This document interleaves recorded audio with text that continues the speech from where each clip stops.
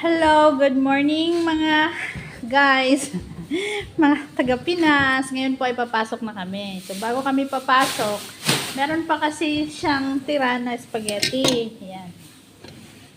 So ang gagawin namin kasi sayang, ilalagay na lang namin sa freezer.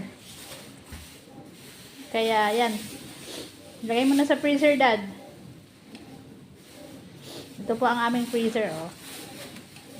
Mag-i-snow na naman, no, sa labas.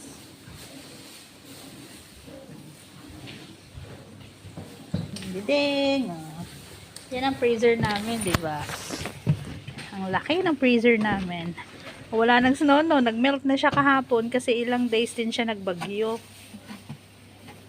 Pero, starting na rin ang snow. Nag-i-snow siya ngayon. Tingnan niyo. Nag-i-snow siya.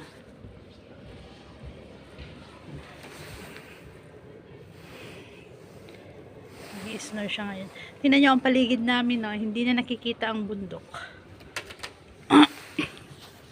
Kasi nag-i-snow na siya. Oh. Diba? So, yan lang muna guys. Ang ating kwento ngayong araw. Ayan na ang aming spaghetti.